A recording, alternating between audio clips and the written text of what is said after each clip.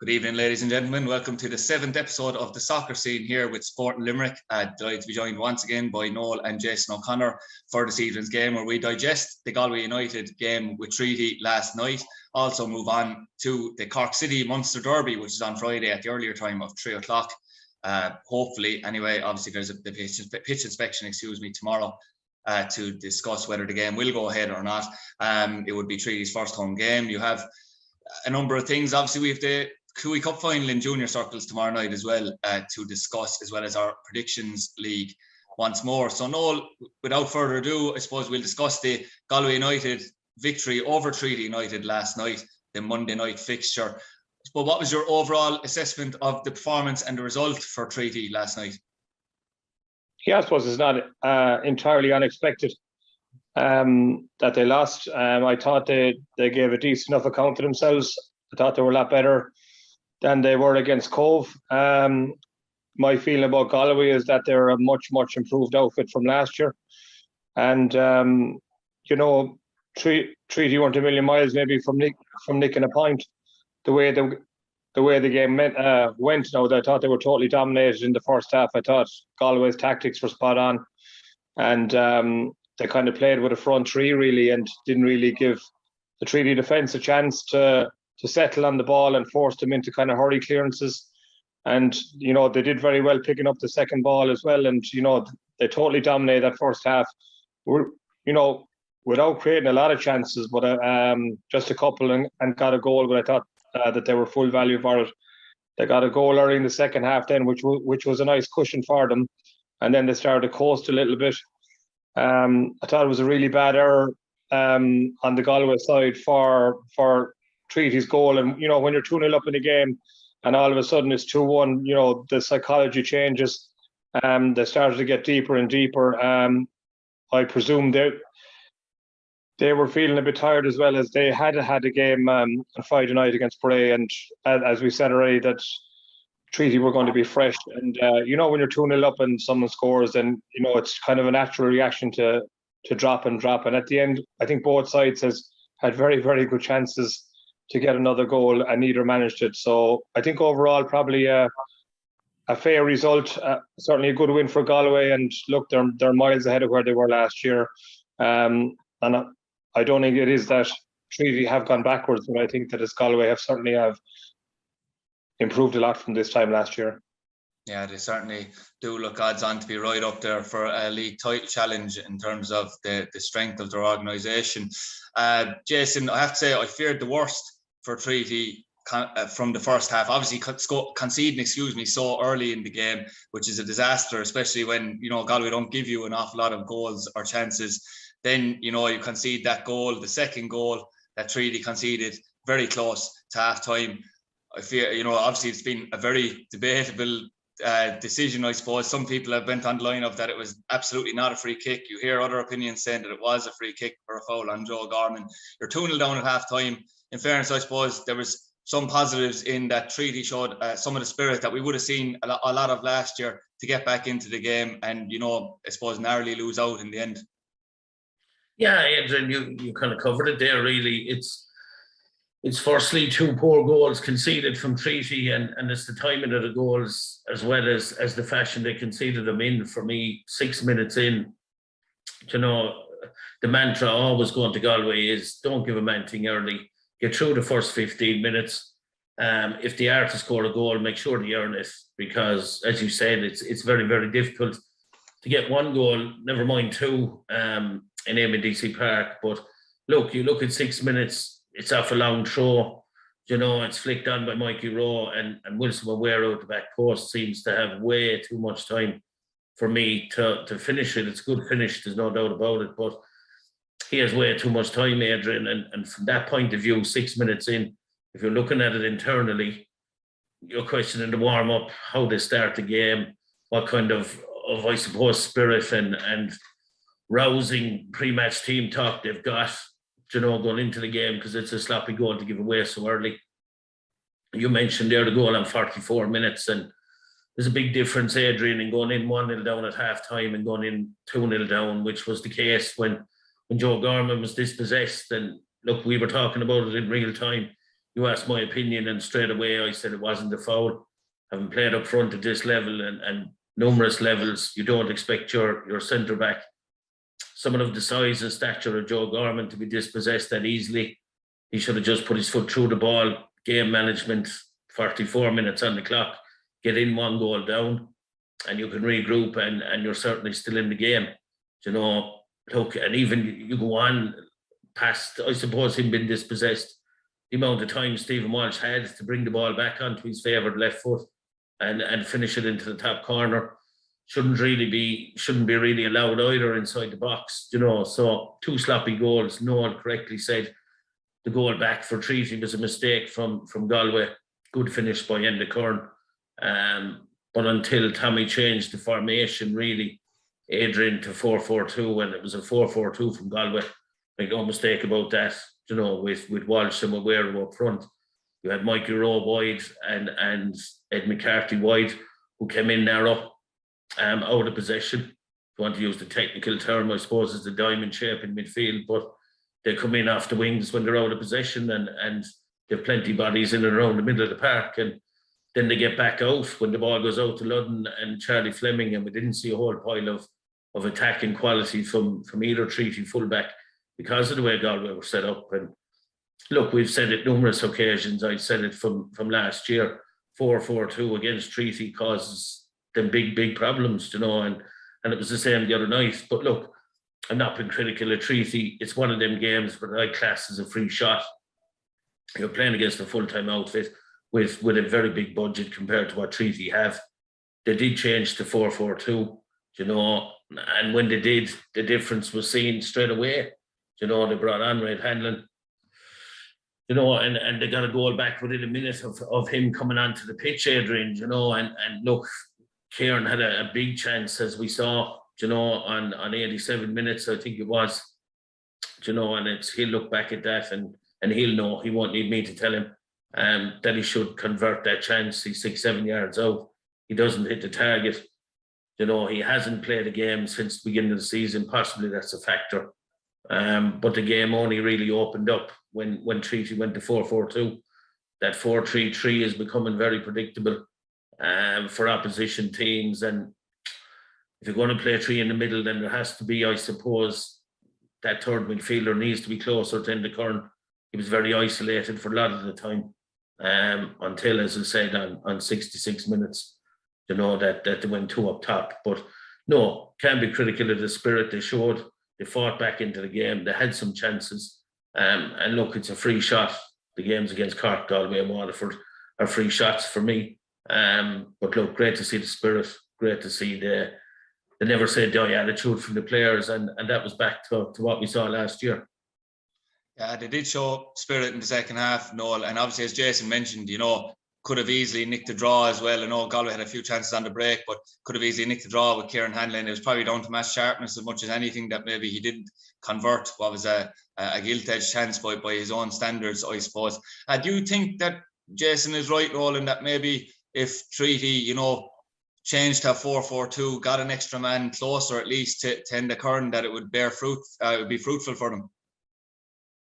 Yeah, well, I think there was a bit of initiative handed to Galway. There's no doubt at the start of the game.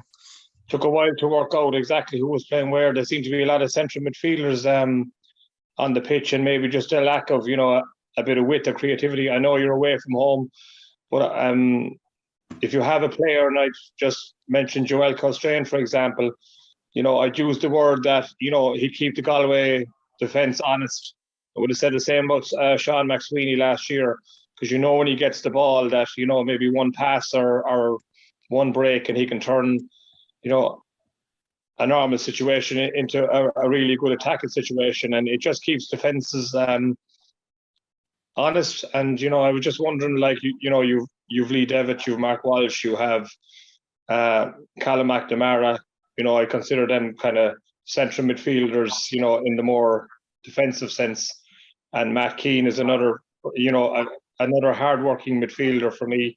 Stephen Christopher, you know, I thought he started well, but, you know, he was out of the game for long periods, I felt, and they probably just felt, you know, I felt that they needed maybe a kind of a good wide player, you know, just to get them up the pitch and maybe to create a bit more. And I think Jason is right, because I think it was the personnel that actually came on as well that kind of swung the game as much as the change of formation. A couple of more attacking players, against a tiring Galway team, in fairness to them, because they had played away to Bray, and probably psychologically just getting a small bit nervous, because they probably would have felt that it wasn't a 1-goal game at that stage, and they had let it get to that, so they obviously got a bit nervous. But maybe another attacking player, might have lifted the siege a little bit, certainly in the first half. Yeah, and in fairness, Jason, as Noel mentioned, maybe it was personnel as well. In fairness to the likes of Joel Costrain, when he came on, he was trying desperately hard to make things happen, that's for sure. Yeah, Adrian, but look, just to touch on the personnel, and if you look how Galway employed that 4-4-2, and you look at the personnel treaty you have available, I'd be more inclined to go with Lee Davis on the left side and Matt Keane on the right side, and bring him in close out of possession. And then your 4 actual midfield players. They can obviously, we see Matt Keane can play wide on the right. He did so all last year, and he provided quite a few assists from that wide area last year, as well as his industry. I know Lee David a long time. He can play wide left. He has done for Cove. He has done for Limerick FC in the past. So if he gets on the ball in the wide area, he can deliver something for you as well. And if you were to employ them in them positions with Callum and Mark Walsh in the middle, then it gives you the option to play Kieran Hanlon and then the Curran up front. And I'll go back to what I said a moment ago about Cork and Waterford games coming up. They're free shots, in the sense that Treaty aren't expected to get 3 points, because I suppose the other teams in that area vying for playoff positions probably won't pick up 3 points against Cork, Galway and Waterford either. So why not change the approach? Why not change the formation?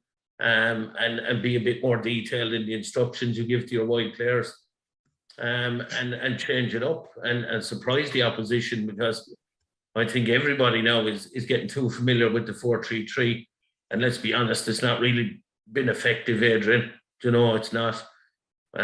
It's not creating a whole pile of chances. If you look at the chances created from Treaty, a lot of them came from set pieces. In the Curran had an overhead kick in the first half that went nearly wide. That was off a Ludden long throw. Hit another header okay from a cross by Stephen Christopher. But outside of that, it was only when they went 4-4-2 that they looked dangerous in the final third. So I'd love to see Tommy take a different approach. I know from looking at him over a number of years, he doesn't seem to veer too far from 4-3-3, but look, why not mix it up? Why not ask the opposition different questions? And you can always revert back and be more solid if things aren't going your way, because as I keep saying, and he has said, you're not expected to beat Cork, Galway and Waterford, so why not have a go? Yeah, I suppose, Noel, the only thing is, do you think that, because I suppose that sort of formation served him quite well against Galway on 2 occasions in Eamon DC Park last year, do you think that might have played a factor in even playing that formation as well and not veering from it until they went behind? Yeah, I think so. Look, there wasn't a whole lot wrong about last night. They were up against a very good side. Obviously, it's only 2 games ago that they beat Wexford 5-1. They had a bit of a hiccup, if you like, against Cove. I suppose that's the one that'll hurt more.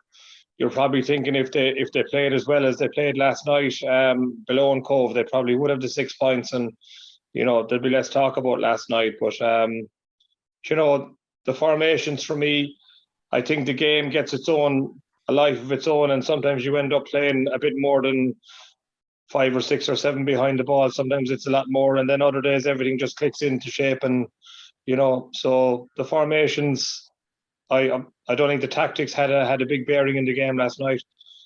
In terms of Galway were very, very strong and very fit and very committed, and they were at home and they really meant business. And I think that was the biggest factor about it. Yeah, speaking of approaches, Jason, as I mentioned, we're certainly far from 100% sure on whether the game will go ahead at Markets Field on Friday. It's very up in the air at the moment. We know. Do you think, though, if the game goes ahead, we're going to speak as if it's going ahead right now, obviously. do you think that there will be a change? Because obviously Cork City now are coming off the back of beating Waterford 2-0 in a Munster Derby. You know, they have started quite well in the season outside of losing to Galway. Really, maybe the draw against Longford would have been ideal for them. But, you know, do you think that Tommy will probably stick to the status quo and not fear too much from it, despite being at home for the first time? Yeah, no, I don't think he will change. It's not really his nature, as I said there, to be too adventurous, I suppose, with his lineups, you know. So I wouldn't expect any changes really, unless there's people injured that we don't know about. Adrian, we know Colin Conroy picked up a concussion, so he came off the bench. He'll probably be out of. He would probably not be back either, Jason. Yeah, so if that is the case, Adrian, I wouldn't expect there to be many changes in the lineup. I would expect it to be another 4-3-3, and look, that seems to be the approach. See how you go for possibly 60 minutes, and then throw on a couple of extra strikers and go gung-ho a little bit. That seems to be the mantra. For me, I'd love to see Willie Armstrong start the game. Look, he mightn't last the 90 minutes, but give him a 45, give him the ball, tell him get at people. If you're going to play with that 4-3-3 and you're going to look for stuff from wide areas, instead of bringing him on when people are tired, I'm sure it would give the lad himself a lift. You know, give him a start and give him the ball and try excite the fans. I know he's a fan's favourite, so that could be something for Tommy to consider. But in relation to the lineup, I wouldn't expect there to be many changes. We see Cian Murphy in sparkling form for Cork. He was one we kind of identified in the pre-season predictions, kind of that a young player kind of coming, I suppose, to fruition this year from Cork's underage system, you know. And look, they'll probably play with one up front, so it'll be less open than the Galway game, but I wouldn't see Tommy changing a whole pile. Yeah, and what do you think in terms of a prediction, Jason? What do you think will happen on Friday? I think Cork will win the game, Adrian. I certainly do. They're on a crest of a wave. I didn't expect them to beat Waterford. That was in my predictions. And that was really down to the fact that Cian Coleman was out, and he's been a big player for them in the centre of defence. We know Dylan McGlade is going to be out for another while yet. So I didn't expect them to beat Waterford. I didn't, and that was a fantastic win for them. So I would expect them to follow up with a win. Treaty won't make it easy for them. It will be a close game, but I would expect Cork to come out on top. Yeah, as Jason mentioned, Noel, Cork are on the crest of a wave. I mean, that was a huge win. And to be fair, they've had unbelievable crowds as well at Turner's Cross for their home games. You know, they will be coming full of confidence now to Limerick. They will also feel, I suppose, that group of players, Cork, that they owe Treaty one, considering Treaty's good record against them, which would probably be a fear for us as well. Yeah, I think they would. And again, a bit like Galway, I think they're kind of, you know, a kind of transformed group from last year. I actually watched the Cork City Cove game on Friday night as the Treaty game was postponed, and they were very, very impressive. They got a goal from a set play from Ali Gilchrist, and 5 minutes or 6 minutes later, they had two really, really, really good chances to go 3-0 up. They monopolised the ball, and once they got the second goal, which I thought was really impressive, they just held on to possession. They didn't try too hard anymore. They just didn't give Cove a sniff of it. They brought the ball all around the pitch, from side to side and back to front. And I felt it was because that they were, if you like, they already had one eye on Monday night and the game against Waterford. And I suppose from that point of view, and looking at what happened on Monday night, then it seems to be going pretty well down there. If the game does go ahead in the Marcus Field, I think the Marcus Field, in the most part, should suit them anyway, and the way they want to play, and they will get it down and knock it around. But again, it's probably. I'd have to agree with Jason. I think the one thing you would have to do there, it might be in our harm to see something like Enda Kern and Kieran Hanlon playing, and just make it a small bit physical and mix it up a little bit. But they'll certainly have to do something if they do want to lay a glove on this Cork team, because at the moment they are really going very, very well. And certainly strong defensively as well, it has to be said. To move on, I suppose, to our predictions as well, lads, outside of that, I know that a unanimous Cork victory is probably expected. Obviously, we're all hoping that is incorrect come Friday afternoon, Friday evening. But we have 3 other games to look at as well. The first one of that we're going to look at is Wexford versus Longford, Jason. I suppose Longford now will definitely be coming off a back of a very disappointing result, if you look at it from their point of view, against Bray Wanderers last night, 2-1 defeat for them. Travelling to Wexford then after that is certainly no gimme for Gary Cronin and his team. No, definitely not. And Wexford are done really, really well, as we know, Adrian. You know, since that defeat from Treaty in the opening day of the season, you know, they're going really, really well. They've a couple of wins sandwiched in there between their 2 defeats, but the defeats obviously are Treaty and Waterford, you know. So Longford, I suppose I expected them to get a result the other night against Bray. They didn't. And now they're away from home, as you quite rightly said, in a quick turnaround. So I'll be leaning towards a Wexford win there, Adrian. Look, it's their goal scoring ability. They're averaging nearly 2 goals a game. Okay, they're conceding goals as well, don't get me wrong. But as we know, Longford aren't known for scoring a lot of goals. They're highly dependent on Sam Verdon. We know that. And they've only, I suppose, 1 goal to their name, Adrian, in their 2 games. So for that reason alone, I'm going to go for a Wexford win. Yeah, I know I went for a draw in this one myself. What's your own verdict here, Noel? Yeah, I'm actually going for the draw. On the reports that I got back from the Bray Longford game is that Longford were very, very unlucky. And actually the aforementioned Sam Verdon missed a hat-trick of really, really good chances. One to put Longford 2-0 up. In fairness to Longford, I think obviously it was only their second game, you know, and they're probably a bit hamstrung in terms of not getting a bit of continuity. And it was interesting to see that, you know, that we were saying last weekend that the matches off for the break would stand to the teams that were playing on Monday night, yet the 3 teams that didn't play on Friday night were all beaten last night. So maybe it's because it's early in the season and guys are still trying to find a bit of form, but I think, you know, you might see a 2-2 draw down there with Sam Vernon back in the goals. Yeah, and just to stick with yourself, Noel, for the next game, Cove Ramblers hosting Bray Wanderers. An amazing finish, it must be said, in Lizzie Woolen for Cove. You know, 2-1 down. Both teams were down to 10 men, got into it and scored 2 goals, one just before injury time and one in injury time. Brennan O'Brien, Whitmarsh, former Cork man, to get the win. You could see what it meant to everyone in the Cove camp. That was really a huge game for both sides. For confidence building. They'll now go into a home game against Bray, where they've made it very hard for teams, Noel, it must be said. So, you know, a tough game now for Bray coming off the back of their win. Yeah, but then, you know, the win for Bray again was as big for them probably as it was for Cove. Obviously not in the manner that it came, but 2 teams that are obviously desperate for points as well. It's hard really to come up with a definitive one there, only the fact that, you know, that Cove are at home, and I think an improving Bray will probably be good enough to get a draw down there. I'd probably see that game ended up a draw.